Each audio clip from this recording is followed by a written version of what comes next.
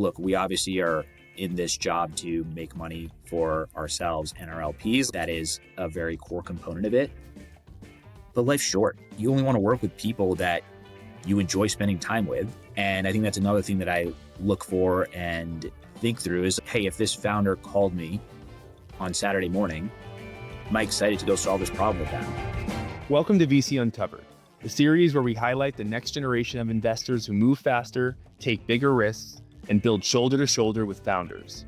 I'm your host, Drew Glover, co-founder of Fiat Growth and general partner at Fiat Ventures. Tarun, thank you so much for joining the VC Uncovered podcast. We've known each other for years, man, and have co-invested together, have been in diligence together, have been in the trenches together, have spent days on end at different conferences like Money 2020 and FinTech Meetup, and I could keep going down the list, but I'm glad that we could just jump on this podcast, just riff for a little bit. We were able to spotlight you on the VC Uncovered newsletter. You had some really thoughtful ideas and thoughts around how you think about investing. So excited to pull those out and dig into it a bit more. Before we jump in, I would love for you to just quickly introduce yourself, tell us a little bit more about Jump Cap, and tell us a little bit more about what you're focused on today. Yeah, thank you. Very kind intro. Great to see you, Yes. Drew, and excited to chat. So maybe just really quick on myself, Tarun, started my career in investment banking, did that for a couple of years, M&A sell-side advisory work. Interesting stuff. Got to be a part of some really unique transactions, but wanted to have a little bit more of a say in how some of these deals were getting done. And instead of just being an advisor, stick your neck out on the line when you want to lean into a business. So then moved over to corp dev at a publicly traded casino game and sports betting company called Scientific Games. Bunch of years there, really interesting cast of characters that you meet in that ecosystem. Very cool experience. And then eventually hopped over to Jump. Been with Jump for almost 6 years now. Lead our fintech and fintech adjacent investments, which can include a lot of things in vertical AI, commerce, et cetera. And so Jump has been around for 14 years. We're an early stage fund focusing at seed, Series A and Series B. We can write checks as low as 2 million, as high as 15, kind of that Series A, 5 to 12 million check size is our sweet spot. And we're investing out of our seventh vehicle, which is a 350 million fund, which we closed a couple of years ago. We have three very broad buckets of focus where deployment is roughly evenly split for us. So one bucket is, call it more IT infrastructure, cybersecurity. Another is more of a catch-all of enterprise, vertical software and AI. And the third is fintech. And I kind of spend my time across the latter two categories. So that's a little bit on Jump. Maybe I'll pause there and you can push me on where to go next. No, that's great.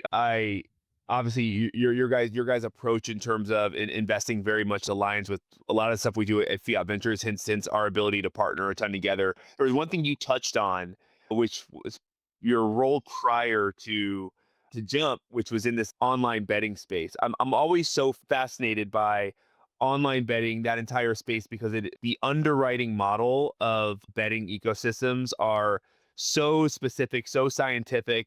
I'm curious how that has affected and either helped or hurt, your ability to become a really strong investor on the VC side.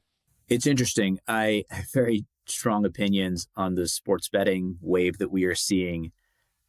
A lot of it is really interesting. Probably going to get into some issues with problem gambling, which we're already starting to see. And there's some interesting businesses popping up to address that. And, I think the holy grail for that industry actually isn't sports betting. It's online gaming. Unfortunately for the industry, that's only been legalized in a handful of states. Anyway, that's a separate rabbit hole. Your question was more around how it's informed how I think about things today. On the personal side, I'm not a very active gambler after seeing all of the nuances of how the deck is stacked against you.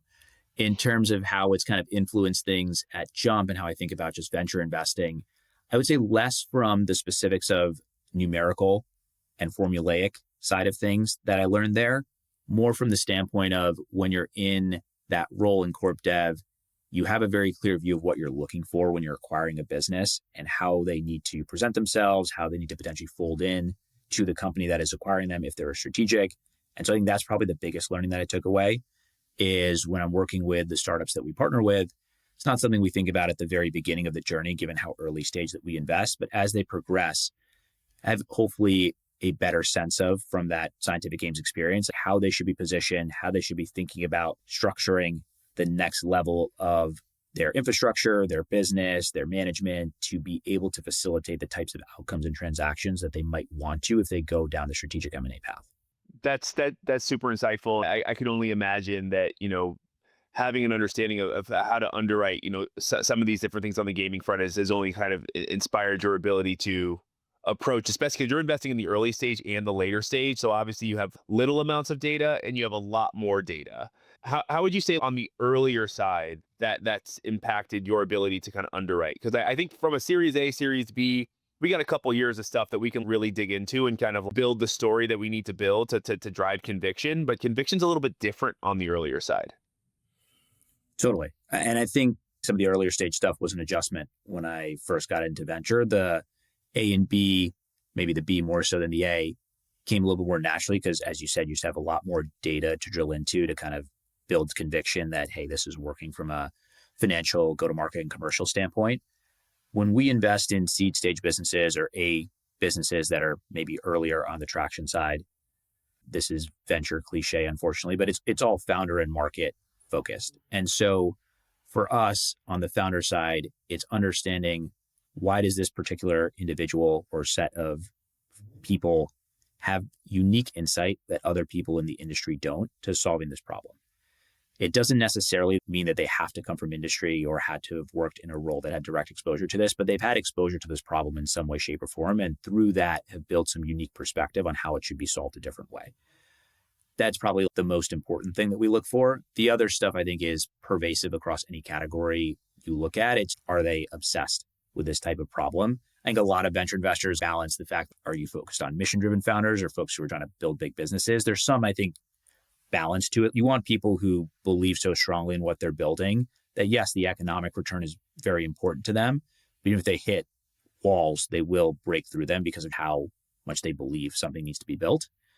So those are the things we look for on the founder standpoint, and all the other things that you expect. Can you recruit really exciting talent? We love seeing when founders can bring people around the table to work for them that they have no business doing so. I think of different instances where we've invested in really young founders and they've brought on these 30, 40-year-old veterans of industry that are heavy hitters. How did you convince them to join this company? And those are great signals that they're magnets of talent. So that's the founder side. On the market side, this is always tricky because some of these categories that we invest in are so emerging. That being said, we try to spend a lot of time with the prospective customers of these solutions to understand where their pain points are and how big of a problem they are facing. Is it a quote unquote hair on fire issue where, hey, I need this solved yesterday, and if you bring me a solution that's addressing it, I will look at it immediately. So balancing that prioritization of where they have pain points and where something new could potentially slot in. One thing that you talk about in the newsletter issue that we brought up is this idea of this TAM-less investment approach. And you even touched on it. A lot of times in the early stage, all VCs want to see that one slide that says the total addressable market is in the trillions, in the multi-billions. We are all, as investors, especially earlier stage investors, we are power law investors. We want to invest in a generational business. I think some of the things that you brought up are really important, right? Can you recruit really well? Can you raise money really well? Can you be a really great storyteller of what this ultimate vision is? But TAM is something that is intrinsically a part of all of us being great. If you were to get the 5-10% of this market, how big would this company get? But you talk about taking that out of the conversation, and you touched on a couple of those things, but what are some of the other things that replace TAM as you're looking at, call it quote unquote, maniac founders that are obsessed with the problem that they're trying to solve? Yeah, I got some good jobs internally for my TAM-less comment. I think when I mentioned bifurcated into two things. One, the first segment of it is, I think a lot of VCs have gotten themselves in trouble by using TAM as a crutch on whether or not they should invest in businesses. And we have been wrong as VCs a lot in, as much as we're supposed to be optimists and try and envision this grand future, in underwhelming how big certain businesses can be because founders effectively create new markets, they create new demand, and they shift to tangential markets that at the beginning, none of us believed were possible. And the classic examples that are given, right, is Uber is always cited as an example. Bill Gurley has this very famous post where he goes after folks who said that they passed on Uber because they thought it was just the San Francisco cab market. not realizing that Uber totally transformed the ecosystem and people who weren't ordering cabs would start to order Ubers because of how much easier mode of transportation. And so I think VCs get in trouble when they think of just, hey, this is the market someone's playing in and we have to underwrite it to this. And so how big is it and what percentage can we get? And so I think that's the piece that people miss.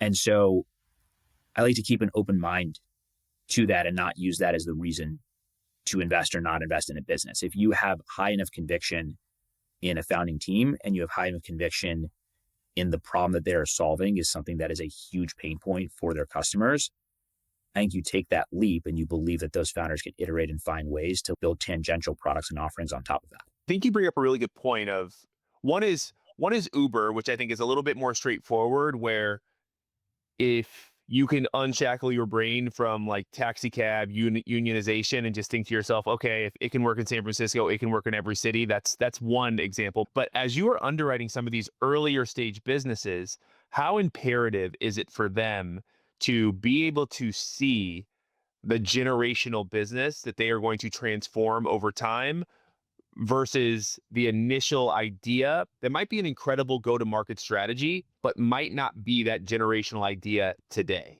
Does that need to be there on day one? That's such a tough question to answer.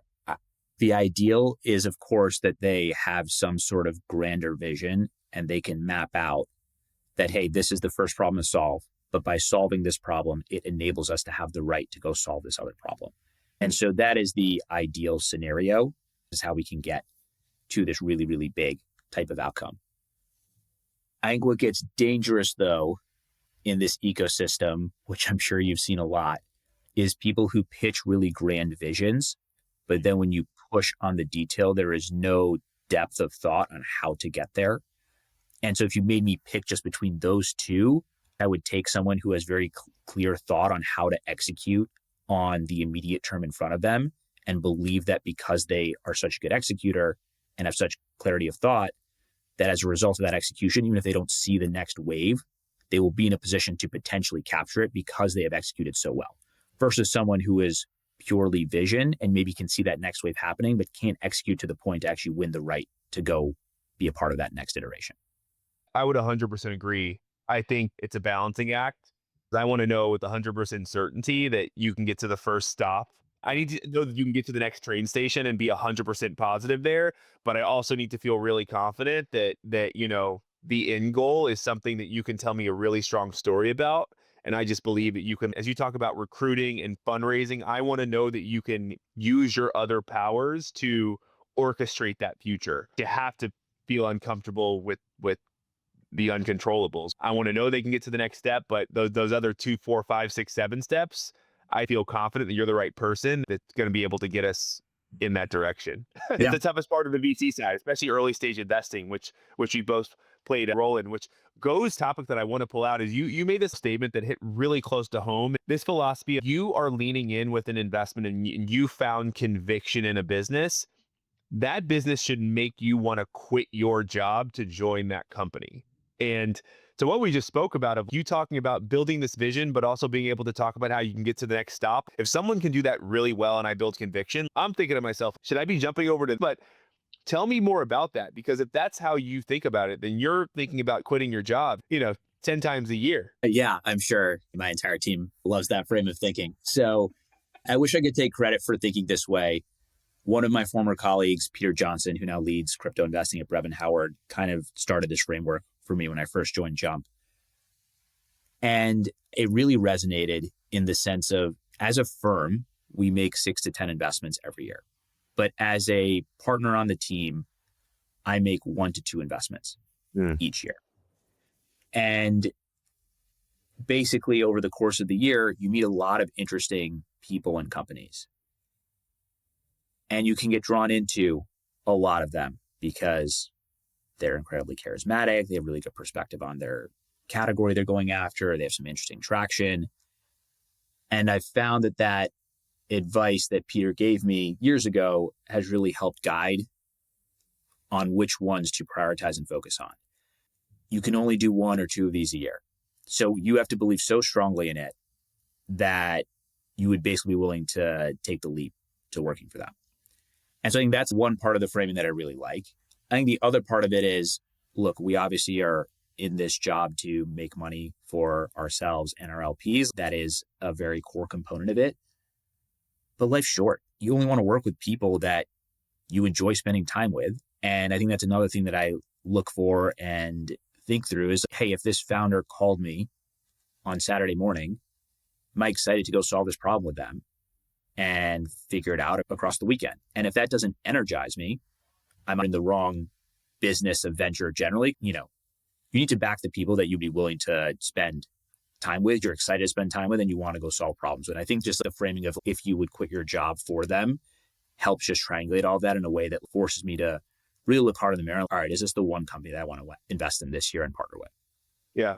I think it's a great cheat code to build conviction because beyond post investment, I think something, especially that one aspiring VCs or VCs early in their career, it's a really great framework to live by because when you're sitting in that investment committee meeting, when you're sitting in that IC and you got to stare your partners in the face and bang the table for a deal, me knowing that I'd be willing to go jump and work for this company gives me the ability to really back my conviction. I feel like one of the hardest things that I personally had to do in my VC career is get to a point where I have the confidence to bang the table in the face of a room full of no's if they don't believe in it. And even if we don't make that commitment because of my conviction, at least I can look back on it and say, listen, I'm happy we split the room. It's a room to have really uncomfortable conversations, thesis that maybe I believe in, but they don't believe in, or maybe it pushed them to think about it differently and helped us towards investment. Totally agree. Yeah. You can't be intellectually in those meetings with your team if you don't have that level of conviction that this is something you want to lean into. Yes. Yes. Yeah, because when I wrote that in the VC Uncovered newsletter, I wrote that down in my notes section. I was like, I'm stealing this because it's a really strong North Star to look. You're teetering on the side of, do I want to back this or not? Because if the answer is no, emphatically, then it's a very on. I want to save some time here to work on the deals that excite us the most. Even though you didn't come up with it, I'll give you credit for it. Sounds good. Your background in M&A helped you really think about this idea of being an acquirer from day one, which you speak about, this idea of beginning the process with the end in mind. Like, what is the opportunity and the ultimate outcome for a business like this? Can you talk a little bit more about your mindset of how, M&A has you approaching investments from the early stage when you initially are speaking to a business that you're excited about? Yeah, I think there's a little bit of it where you're always trying to understand who the potential buyers of a business might be. It's a little bit of fool's gold in the sense that we as VCs are never the best at predicting who might buy a business. Markets evolve, companies evolve. The company that you thought might be a logical buyer might not be 5-10 years down the road. But it certainly doesn't hurt if you have some sort of clarity of thought, even if you're wrong down the road of, hey, this is a highly acquisitive market. Because again, at the end of the day, we need to achieve exits and return capital. And so if you're in highly acquisitive markets, that's really good for your opportunity set of a company to get acquired and generate meaningful returns. So that's one component of it on how we think about it from the earlier stages. It comes more into play once we have invested in a company and they are starting to scale. And the things that come into play there are one, thinking through what is optimal for different buyer sets, depending on the industry you're in. Obviously, growth is always generally someone's North Star, but in certain categories, maybe it's more product velocity, maybe it's more actual profitability, right? So you have to figure out based on the segment you're in, what buyers are optimizing for and what is most important to them. And then I think the hardest part about the job post investment is, and I've seen this from the corp dev side the other way, we were most excited to buy companies before they were ready to sell. And so if you're now on the VC side and you're working with portfolio companies, when you all agree that it is time to sell your business or go look for a buyer, it's too late. You've already missed the opportune window. Because if you think it's time to sell because you think you've maxed out value creation for your business, most of these strategics have pretty solid teams internally that will come to the same conclusion. It doesn't mean you won't transact, but you'll be leaving value on the table.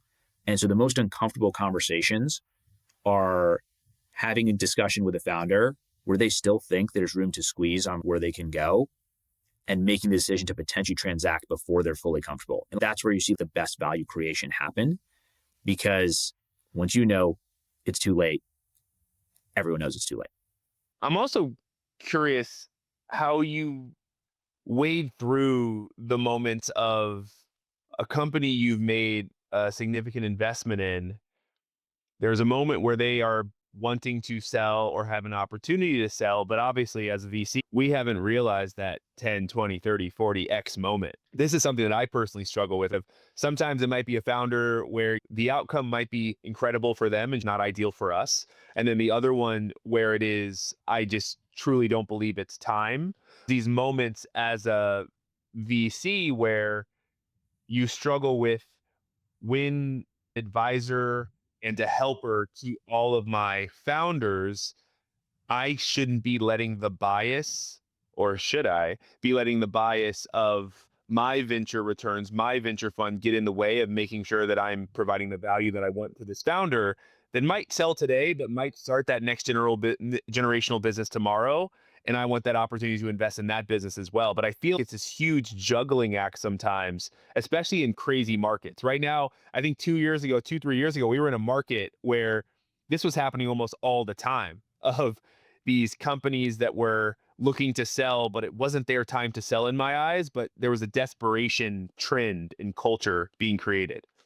Yeah, it's really interesting. And foremost, even though we might all have strong points of views on how some of these things should play out, at the end of the day, we are in service to the founders that we work with, and we are there to support them and advise them and to the That's best of right. our ability. So at no point are we pushing for them to do something that they themselves don't believe or are comfortable with, right? That just wouldn't be a good, productive relationship. And so I think when we have those conversations, it's just talking it out with them on what they're trying to achieve, where they think this business can go, and is that in their best interest? Anytime we start to think about what type of return is it for us here versus there, I think you get into that I think we all try to avoid. And so not every company is going to be the 10, 20x that returns our fund and makes our fund, but there are a lot of other good companies along the way, and it's working with founders to understand what they're optimizing for. I think what we've tried to do as a result of that is have harder conversations before we invest on what people are trying to achieve. I think one of the biggest mistakes in venture is most companies probably shouldn't take in venture dollars just because of what it means to take in venture dollars, because of what VCs are shooting for in terms of outcomes, right? We are shooting for highly, highly irrational outcomes. And you have to, in a lot of ways, almost be a highly irrational individual to say, I'm going to take in this type of money and build this type of size of business. Because, hey, if you build a 200 million enterprise value business and go sell it and you haven't raised a ton of money, you will have made a lot of money for yourself, for your family, that you'll be fully set up for generations. And that is the goal of a lot of this. And that should be celebrated. But to your point, unfortunately, for just the way we invest, that type of exit doesn't return the type of capital that we needed to make our funds work. And I think having very transparent conversations with founders, math, how it works and what we're looking for and what they're looking for, we're trying to do more of that at the early stage to align incentives and align the vision. And if it doesn't align, that's totally okay, because VCs need pretty irrational outcomes for them not to work. And that's exactly right. It's an expectation setting. We all know this is VCs. That comes from a lot of reps of talking to a lot of different founders, 1,000+ conversations a year of being able to quickly see of, hold on, this doesn't feel venture backable, being very transparent up front with that, seeing their response. You're right, that irrational type of maniac founder, they might tell you something different. You're like, okay, I get it now. Yeah, we're aligned. I think that's really important. Really good call out.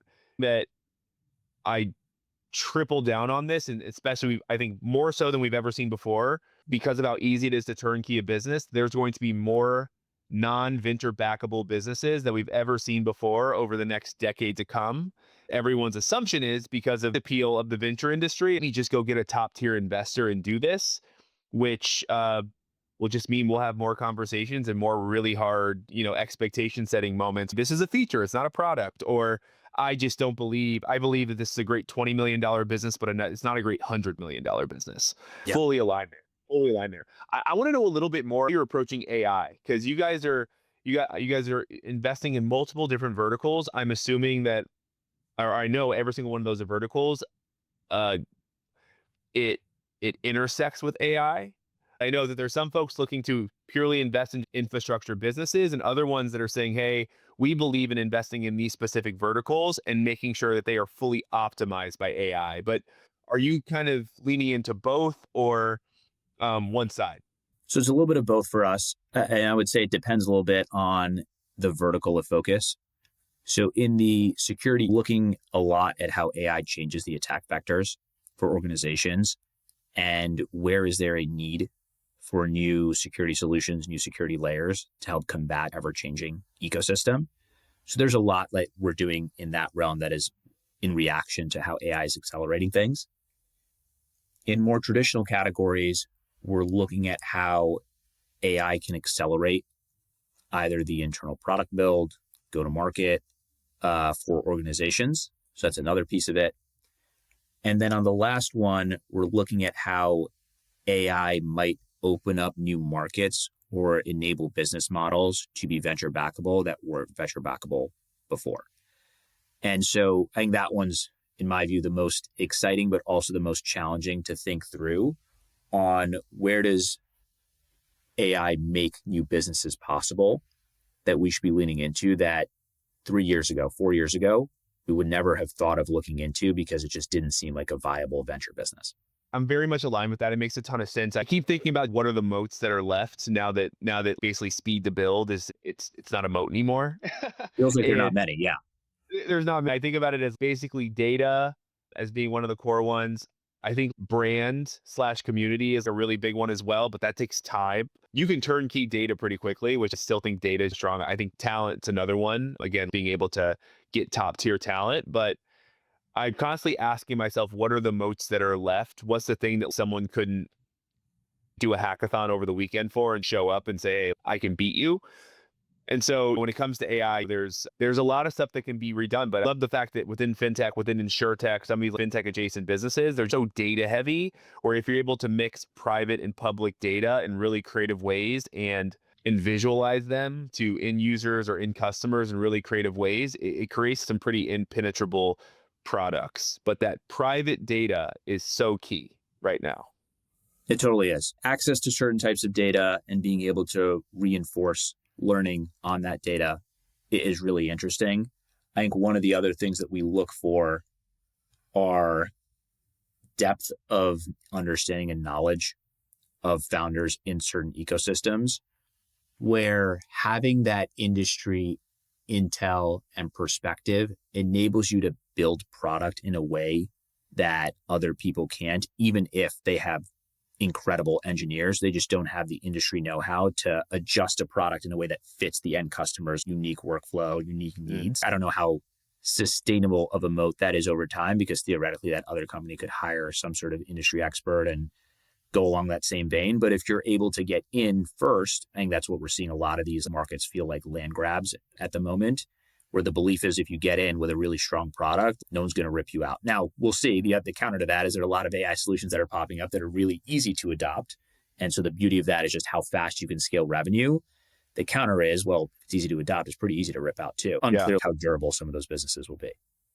Do you think AI is a cure-all for all industries? Most VCs, you say, what are you excited about? They're saying, hey, I'm excited about unsexy industries that historically were 20, 30% margin businesses that now, if you just embed AI into it, AI infrastructure, then magically it turns into a 50, 60, 70% margin business. We're seeing this in fractional finance spaces. We're seeing this in HVAC businesses. I'm curious how you think about these age-old models that were just basically human-powered and being able to transition over into these venture-backable businesses.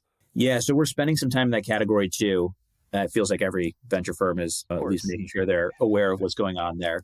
I would say our view of it is we're not a private equity firm, so we're not in the business of taking on these strategies of full-on roll-ups where you have to acquire businesses to be viable in a given sector. I think for us, what is more interesting is if you can achieve organic growth in a category that maybe used to be unattractive without AI to change the margin profile as you described. But I think there's a double click there on, okay, what is AI actually solving that you weren't able to do so before? A lot of it is document heavy, data driven processes. Great. I think what's more interesting to me than that which I still think is interesting. There are a lot of people going down, hey, how do you better, AI native tax businesses? I think that's super interesting. But I think the next level of what's really interesting is where does AI enable you as a business to serve a previously underserved market because that market was so unprofitable to serve, from the effort and customer acquisition cost of bringing someone in to the revenue you're able to generate from them. And given your cost structure, you couldn't make it profitable. That to me is more interesting.